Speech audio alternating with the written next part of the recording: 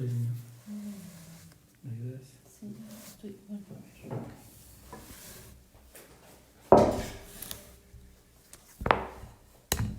Acuérdate, por favor, de no moverte, no pararte hasta que. Sí. Y lo de la kipa. Ah, ok. Empezamos.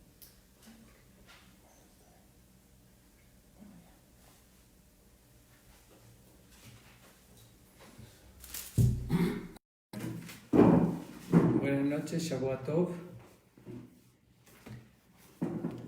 Espero que hayan pasado bonito Shabbat. Y vamos a, como lo estamos haciendo todos los días, vamos a contar el Omer poniéndonos de pie. El Omer está en la página 218 en los libros Monte Sinaí.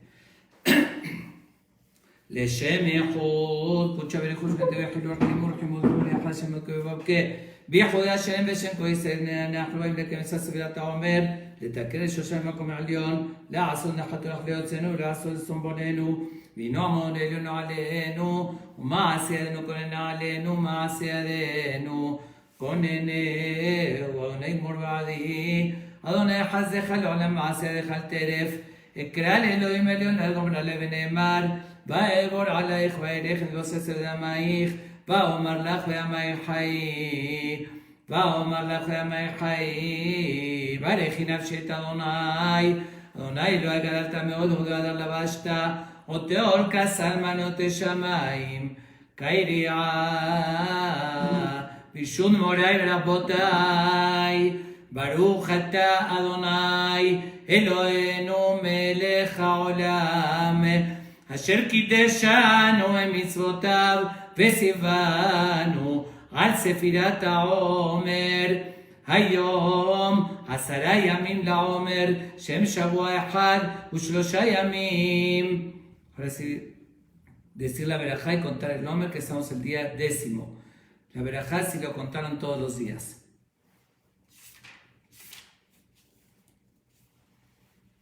Y pasamos a la página 222. הרחמן ויחזר עבדו בית המקדש במקומה במהרה בימינו אמן אמן הסחמים ונשיר אלוהים יחוננו ויחנו פרמיתנו סלע תדע על ועזר ככה לכל גוי משועתך יוחם בימינו יוחם מכולם ישמחו יננו לאומים כי תשפוט עם מישור ולאומים בארץ תנחה ישראל יוחם בימינו יוחם מכולם ארץ נתנה יבולה יברכנו אלוהים אלוהינו וברכנו בריאותו קרב ששנה בכוח גדולת ימינך תתיר סרורה קבל רינת עמך סגבנו תארנו נורנה גיבור דושי יחויך כבת שומברם ברכן תארנו רחמי צדקתך תמין גומלם חסין קדוש ובנותו חלל דלתך יחיד גלעמך פני זוכר קדושתך שבעתנו קבל ושמע צעקתנו יודע תעלומות. Bueno, ahora sí vamos a continuar con el estudio del Pirkei Avot. Nos encontramos en la Mishnah 4, la cuarta Mishnah. Y vuelvo a repetir, voy a dedicarla este estudio Leilui Nishmat de diferentes personas, los que están en el proyecto Neshamot y otros más que me pidieron, ya que es muy importante estudiar Mishnah, en particular Pirkei Avot, que es una reflexión en memoria de ellos. Lo estamos haciendo ahorita, ya que no se puede decir Kaddish, en vez del Kaddish estamos estudiando estas Mishnayot.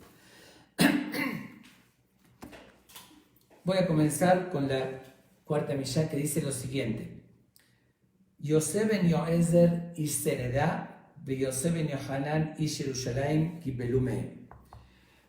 Yosef ben Yoezer era uno de los grandes Jamim. Anteriormente decían el lugar de donde comenzó su carrera. El primero comenzó en un lugar que pertenecía a la tribu de Efraín, que se llamaba Sereda, y después pasó a Yerushalayim. Y su compañero Yosef ben Yohanan se dice Yerushalayim. Es que en los tiempos de antes no habían apellidos. Era muy común definirlo para reconocerlos, decir el lugar de ellos. Como hasta ahorita existen apellidos que se basan en un lugar, como Toledano. Es conocida la familia Toledano, que viene de Toledo. Entonces antes decían de cada uno de dónde era. Era una forma de reconocerlos. Esta primera Mishnah es la que comienza hablando de dos rabinos. Las anteriores hablamos de un rabino, dijimos Antignos y Sohó y Shimon HaTzadik, pero ahorita comienza la pareja, lo que se llamó la época del Zug, de Zugot, de parejas. ¿Qué significa? Desde que Moshe recibió la Torá en el monte de Sinai, él fue el portavoz de Dios, el que transmitió los pormenores, todos los detalles, y después fue su sucesor, Yoshua, como ya lo mencionamos, el que siguió como único dirigente del pueblo de Israel.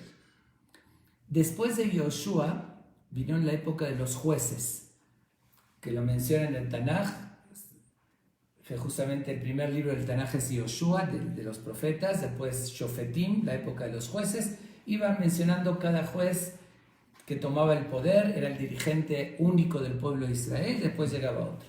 Después de los jueces, llegó la época de los Anshe Knesset Agdolah, del gran parlamento que ya mencionamos, y cada uno había un dirigente en particular, que él es el que determinaba todas las leyes y transmitía los pormenores de la Torá. Dijimos que Shimon fue de los últimos, Shimon HaTzadik, que ya lo mencionamos, de este gran parlamento, los últimos del Anshe Knesset Agdolah, y después llegó el último, que fue un dirigente único, fue Antignos y Sohó, el que hablamos la Mishnah pasada.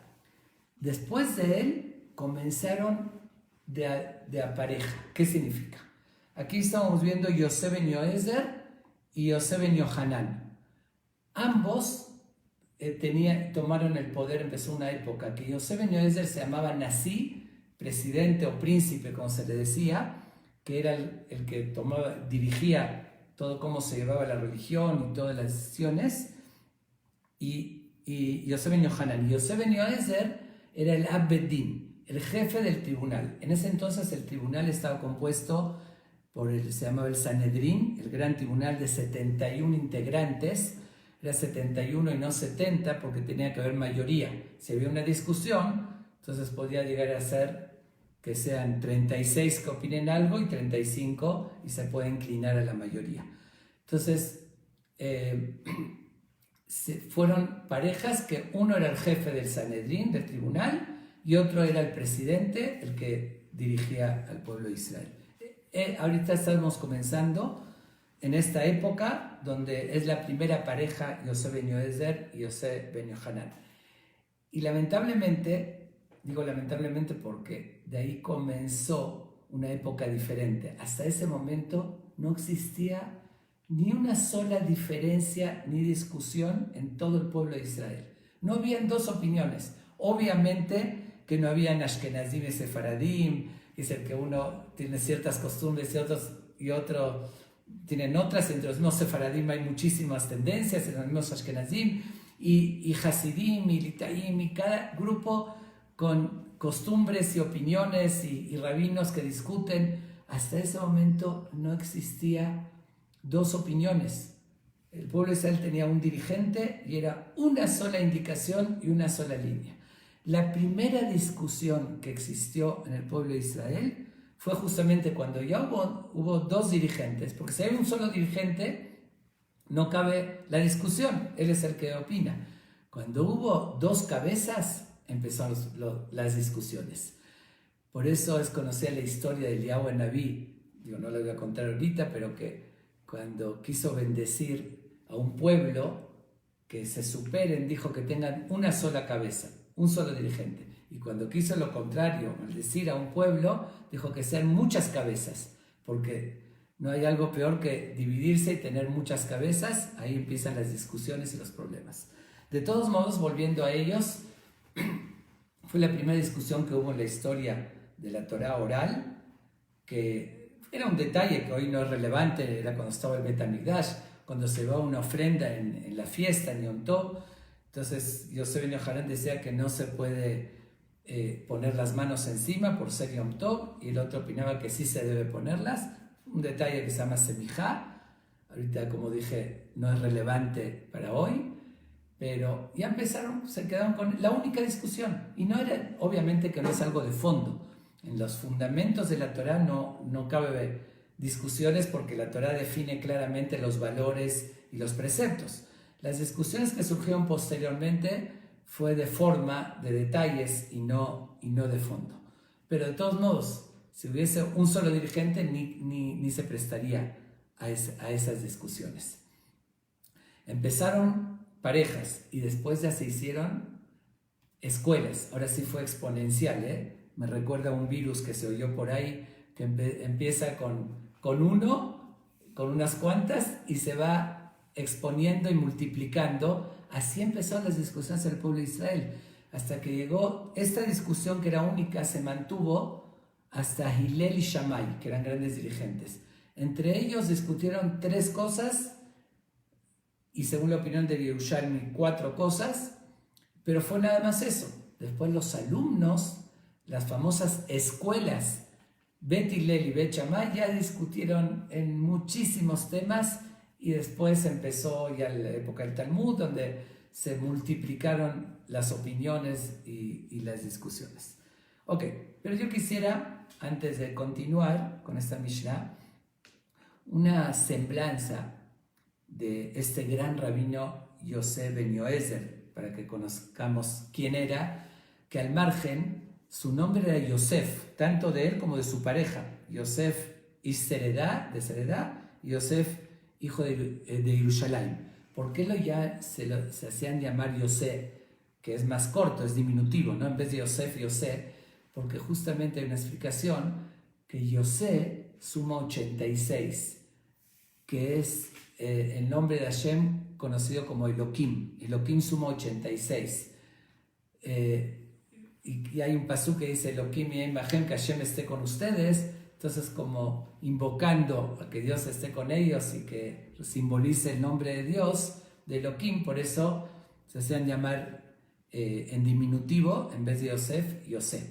Ok, pero volvemos a quién era este Yosef. Fue un gran dirigente del pueblo de Israel.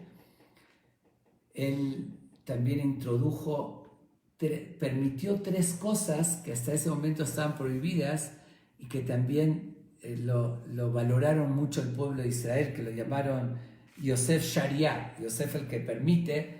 3 cosas: era un detalle de un tipo de insecto volador que él dijo que ese se podía comer, otro de algo de la impureza en el Bet HaMikdash, y otro de la impureza en la calle, que antes se tomaba que cualquier lugar en la calle había dudas si un Cohen podía estar y demás, y él dijo nada más estando dentro de los 4 amot, de una distancia corta del difunto o del lugar también, no importa, pero y se permitió esas 3 cosas, y lo llamaron así. Él tuvo una vida muy difícil, porque enfrentó muchas cosas. Una de ellas las relata el Talmud en el Tratado de Baba Batra, que relata que él tuvo un hijo que se empezó a desviar del camino, que le dolió muchísimo. Él era un gran tzadik, un gran santo, y él agarró, ¿qué hizo? Por el enojo con su hijo, toda la fortuna que él tenía, que la pudo poner en un bote de dinarim de oro, de monedas de oro en ese entonces, la llevó al Bet HaMikdash y dijo: toda mi fortuna la dono para el templo, para no heredársela a su hijo. Aunque dijeron los Jamim que lo hizo con una razón, porque estaba enojado con su hijo, pero que no es correcto igual que una persona desherede a su hijo. Y nos relata ¿qué pasó con su hijo? Este hijo después se casó, primero estaba en el mal camino, como que asentó cabeza y ya empezó a enderezarse, por decirlo así, y se casó. Una vez su esposa se acababa de aliviar y va al mercado y le compra un pescado, un pez para su esposa, un pescado. Cuando lo abre su esposa, se encuentra una piedra preciosa, similar a la famosa historia de Yosef Mokir Shabbat, Yosef que respetaba Shabbat, pero es otra historia. Cuando ve esa piedra, era justamente de las piedras que usaba el Cohen en su vestimenta, que era una piedra muy valiosa. le dijo, Yosef, no vayas con el rey, no vayas con el gobierno a venderla, te la van a pagar un poquito. Le dijo el hijo, el esposo, ve al Bet HaMikdash y ahí la van a saber valorar. Lleva la mujer esta piedra al Bet HaMikdash, le pregunta, ¿cuánto me pagarían por esta? Les dicen, vale 13 bolsas o botes, algo similar a lo que el papá había donado para el Bet HaMikdash, de monedas de oro. Pero en total, en los tesoros del Bet HaMikdash tenemos solamente 7 botes de monedas de oro, no llegamos a 13. Va el hijo de Yossi ben Yoezer al Bet HaMikdash y dice, denme las 7 y las otras 6 las voy a donar para el Bet HaMikdash. No me las paguen aunque vale esto, pero yo las dono. Al final dijeron, el papá donó un bote y su hijo donó 6 al final. Él no lo quiso heredar y ahorita su hijo donó 6. Pero bueno, por lo menos el papá después vio que su hijo regresó al camino, que fue una satisfacción. Esa fue una de las historias de su vida. Ok, vamos a... antes de pasar de Hanukkah, comenté en las Mishayot pasadas que primero Shimon HaTzadik estuvo en la época de Alejandro Magno, Shimon y Antignos, y después de Alejandro Magno siguieron los griegos en la tierra de Israel, pero después llegó el famoso emperador Antiochus y empezaron los decretos sobre el pueblo de Israel de imponer la cultura griega y tratar de erradicar el judaísmo del pueblo de Israel. Justamente en esa época tan difícil que los obligaban a violar los preceptos de la Torá, ahí es cuando estuvo este gran Ham Yosef ben Yoezer, que fue el gran líder del pueblo de Israel. Cuenta en Midrash Rabbah una historia impresionante acerca de él, que así terminó realmente su vida. Él empezó a luchar, pero de una forma defendiendo y advirtiendo al pueblo de Israel que no se alejen de su identidad y que no cedan, que no se asimilen al helenismo que lo estaban imponiendo los griegos.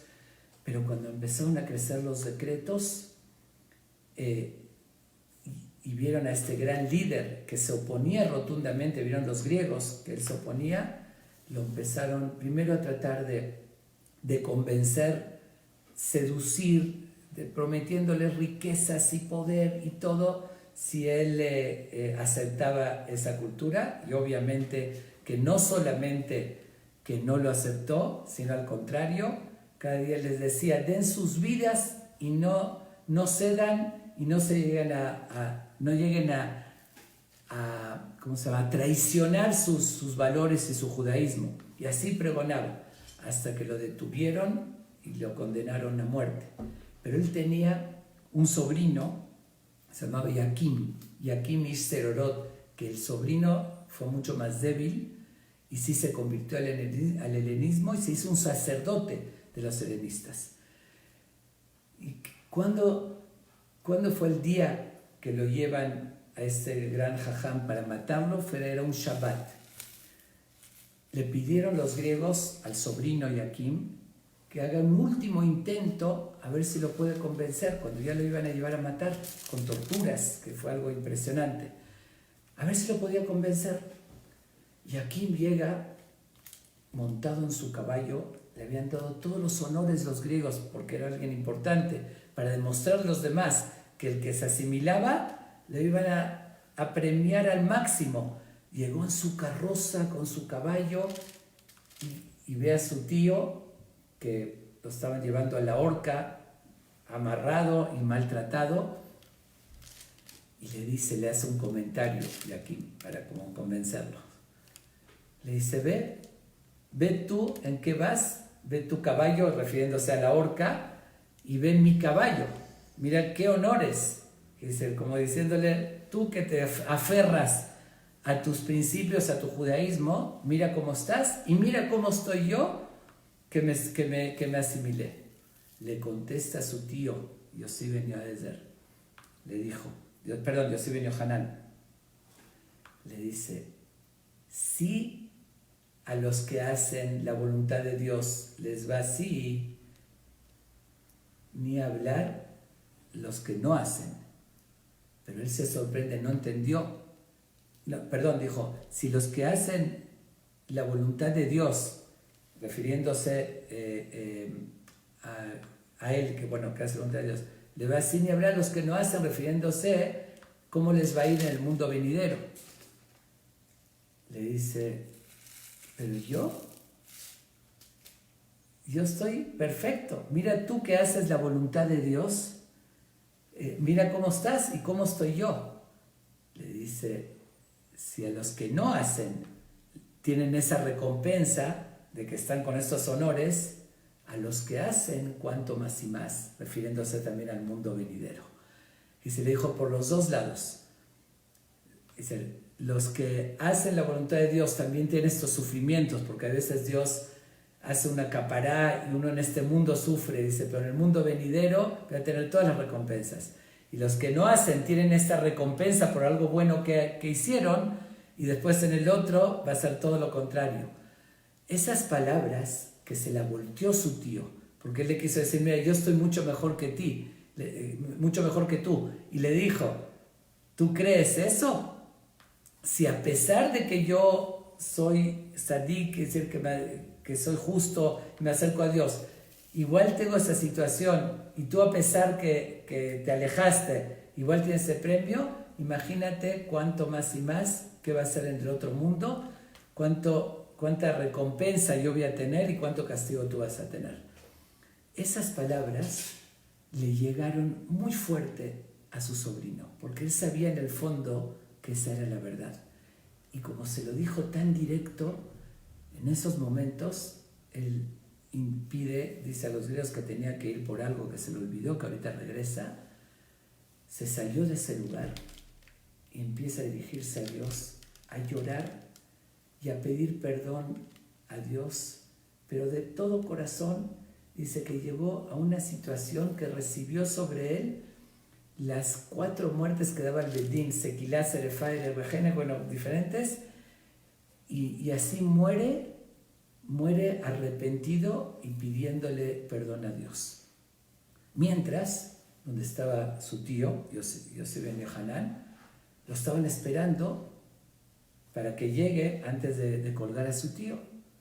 Él en ese momento se dio cuenta, él tenía un nivel espiritual muy elevado y vio lo que sucedió con su sobrino, lo vio en el cielo y les dice, no lo sigan esperando, porque ahorita mi sobrino se me adelantó por 1 hora al mundo venidero. Él llegó al Gan Eden un rato antes que yo. Entonces, dice, ¿qué estás diciendo? ¿Qué tonterías estás diciendo? Dice, vayan a ver, lo van a buscar y ven que efectivamente había muerto y tal como él lo dijo, porque se arrepintió y pidió perdón a Dios. Total, regresan y lo matan con torturas y dice el Midrash que sale un eco celestial, un eco del cielo y dice, Yosef ben Yohanan, este gran Ham, y Yaquim y Serorot, y Yaquim su sobrino, ambos están en el Gan Eden, se le abrieron las puertas de Gan Eden, que se llegaron al lugar más alto. Ahí es donde dicen también los Jamim, Yeshkoneo la modo de Shahat, a veces uno adquiere todo su futuro en un momento de arrepentimiento. Al arrepentirse antes de morir, tiene todo garantizado su futuro. Bueno, de todos modos, esta fue una semblanza para que conozcamos quién era este gran Ham. Sí murió al final como un mártir, entregando la vida al Kiddush Hashem, defendiendo los principios del valor, de los valores de la Torá. Y por otra parte, fue un gran líder que transmitió valores importantes del judaísmo. Ahora sí, después de esta introducción, vamos a ver las enseñanzas que ellos nos transmiten. Dice lo siguiente: estos 2 Jamim kiblu mehem, recibieron de ellos. Y preguntan qué significa de ellos. El anterior que estudiamos era Antignos y Sohó. era uno solo Jajam que fue líder. Entonces, ¿por qué lo llama de ellos? Y hay diferentes respuestas. Hay quien opina que empezaron a aprender de Shimón, que fue antes de Antignos. Murió Shimón y siguieron aprendiendo de Antignos, por eso dice de ellos. Pero además de esto, hay otras explicaciones que lo vamos a ver en la siguiente Mishnah. Voy a explicar otra respuesta a esta pregunta. Dice lo siguiente: Yehi betcha betva la hachamim, ve'eve mitabek ba'afar raglehem, ve'eve shote batzamay divrehem. Dieron 3 consejos. Dice que sea tu casa una casa de reunión para los jamim, para los sabios. ¿Qué significa? Dice, hay veces uno en su casa organiza tandas, trae amigos, cafés, para platicar, chisme. Dice, procura que tu casa, en vez de eso, sea una casa de reunión de grandes sabios donde vas a aprender valores de la Torah. Pero más que indicar de estudiar la Torah, obviamente que es una indicación que ya la mencionamos, ahí lo dice de otra manera, que buscar la forma de, aparte del estudio de la Torah, conocerla de forma informal, que convivir con los jamim, cuando se convive se ve el comportamiento, dice, más allá también de la enseñanza directa, cuando uno toma una clase y aprende algo de lo que está escrito, hay otro aprendizaje que puede ser más importante. La práctica, la forma de vivir, los valores, la educación, el respeto, eso uno lo ve en vivo, en directo. Y la convivencia, a veces salen cosas del momento, preguntas, ¿cómo actuó en esta situación y demás? Por eso dice que sea tu casa una casa de reunión. Cuando se convives y estás reunido con ellos, se puede aprender, de hecho, más todavía de lo que se aprende de una enseñanza. Y en este concepto de que sea una casa de reunión, lo dice Bedvad, que tu casa sea casa de reunión. Debería decir que sea tu casa de reunión. ¿Por qué dice casa de reunión? Porque aquí está dando 2 opciones. La primera opción es que en tu casa puedas reunir siempre jamim y aprendizaje, o si no, que tu casa sea la casa de reunión de los jamim, que dice el lugar donde se estudia, que ahí esa sea tu casa, que dice que estés buscando constantemente participar ahí y así como vives en tu casa, vivir donde puedas aprender valores y donde puedas aprender la Torah. Realmente aquí nos indica 3 formas para adquirir el conocimiento y los valores de la Torah. Esas 3 formas, la primera es el celo, la pasión, el deseo de encontrarla, la entrega, la búsqueda, que eso es tener esa voluntad verdadera, tener ese celo por adquirir el conocimiento. Por eso uno busca, voy a invitar a mi casa y que me enseñen, voy a ir a donde se estudia. Esa es la primera condición. La segunda condición, dice, Ve'eve mitabek ba'afar raglehem. Tienes que apegarte en el polvo de sus pies. Es una forma de decir, porque cuando en los tiempos de antes, que no habían pisos asfaltados, una persona caminaba y al caminar está levantando polvo. Entonces el que lo sigue atrás está recibiendo ese polvo. Entonces es una forma de decir que los tienes que seguir, que dice apegarte a su polvo, que dice es ir detrás de ellos, que eso significa tener humildad. Dice, yo me apego a su polvo, sigo. A veces puedo decir, pero a mí no me parece mucho, pero tienes esa humildad de recibir de un sabio su consejo, su enseñanza, y no forzosamente algo si no lo entendiste o no te parece que dice que no tenga sentido. Para poder aprender de verdad hay que saber tener esa humildad. Por eso en los Jamim tienes que aprender de toda persona, aunque sea de un niño. Si la enseñanza es correcta, lo tengo que aprender. Con mucha más razón de los grandes sabios que recibieron generación tras generación el conocimiento profundo de la Torah. Tienes que hacerlo, apegándote, seguir incluso a su polvo, una forma de decir, con esa humildad. Y la tercera recomendación que dicen, Ve'eve shote batzamay divrehem. tienes que beber con sed sus palabras. ¿Qué quiere decir beber con sed? Hay una gran diferencia si uno bebe algo sin sed o si está sediento. Cuando uno bebe algo estando sediento, todo le sabe riquísimo, dulce. Cualquier agua, aunque sea un poquito hasta sucia, si está desesperado de sed, le va a saciar su sed. Si no, aunque sea lo más rico, lo puede disfrutar, pero no de la misma manera que cuando tiene sed. Y ese es otro factor clave para verdaderamente poder superarse y aprender para el aprendizaje, uno tener interés verdadero, la sed, que dice la sed de aprender. Entender que la adquisición más valiosa que puede tener el ser humano, lo que realmente le pertenece y lo lleva puesto, es el conocimiento, además de sus acciones, pero el conocimiento es su riqueza. Eso no va y viene. El dinero va y viene, puede uno tenerlo un día, otro día no, pero el conocimiento tiene que uno saber valorarlo y por eso tener sed de conocimiento. Por eso este Ham Yosef Ben Yoezer nos da esos 3 consejos.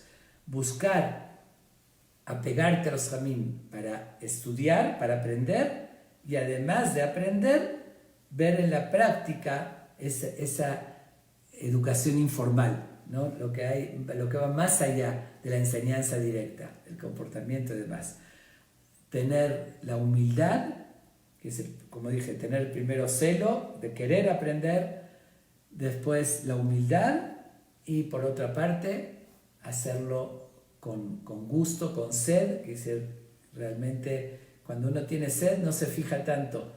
Si esta es la oportunidad que tengo ahorita de estudiar, esta vez fue más interesante, esta vez fue menos interesante, pero igual tengo sed y todo lo voy a recibir. Con esto concluimos esta Mishnah también tan importante como las demás. Vamos a recibir estas enseñanzas, no solamente como algo teórico, sino para aplicarlo. Recordemos, aprendimos ahorita del Mishnah y Pirkei Avot, que para tener conocimiento de la Torah, para poder superarnos, tenemos que hacerlo con celo, con humildad, con sed, con vocación, con interés verdadero y buscar todos los medios para traerlo hacia nosotros. Y como lo hice en los días anteriores, ya que estamos en esta época tan particular, tan difícil, que estamos dentro de nuestras casas, vamos a ir tratando también de cada estas enseñanzas, siempre aprender algo para lo que estamos viviendo. ¿Qué dijimos? ¿Cuál fue la enseñanza de Pirkei Avot? Yehi betcha betva dachhamim, que tu casa sea una casa de reunión de los Jamim. Hoy no podríamos cumplirlo físicamente, invitar y en vez de tandas hacer reuniones de estudios de Torah, clases en la casa. Pero Dios nos dio una herramienta. Hoy tenemos tantas facilidades, podemos hacer que nuestras casas sea una casa de reunión. Tenemos Facebook, ahí está el Talmud Torah Monte Sinai, cuántas clases, enseñanzas, tenemos YouTube y pláticas, grabaciones. Podemos hacer que ahorita en estos días lograr conocimientos nuevos, superación y que se haga ese ambiente en la casa de conocimiento que traemos los Jamim a las casas. Dice, no podemos ir allá, no podemos ir al Knis, no podemos ir al lugar de estudio, a la Yeshiva, etc. Pero podemos hacer que nuestra casa sea de reunión, que dice traer mucho conocimiento a la casa. Y a veces, cuando uno está en una época como esta, a veces se puede también desperdiciar todo el tiempo, ver series y nada más, y no tener nada en concreto o una ganancia espiritual real. Y aquí tenemos la oportunidad de cumplir esto de otra manera. Vamos a hacer que nuestras casas sea de un ambiente espiritual, de conocimiento nuevo, de superación en estos días tan especiales, y además vamos a acumular nuevos méritos y pedirle a Dios que Dios nos mande pronto salud, tranquilidad y que se acabe esta pandemia en todo el mundo. Amén. Bueno, y ahora sí nos vamos a poner de pie como lo estuvimos haciendo. Vamos a dedicar este estudio, Leilun Ishmat, los que donaron el proyecto Neshamot a sus familiares y algunas personas que me hablaron. Voy a decir el Tarjim, de pie. Y en el momento que me detenga un momento, piensen en los nombres de sus seres queridos que quieran dedicarle este estudio en su memoria. אשרי שרת העולם זאת החפץ מאוד טוב שמי שמן טוב ויום המים ירבד ומנוחה נכונה בישיבה עליונה תחת כבוד שכנים על קוסמותיהם וחלקתו לחיי עולם בה שם תהא מנת תחיסה לשבט נפשות האלו.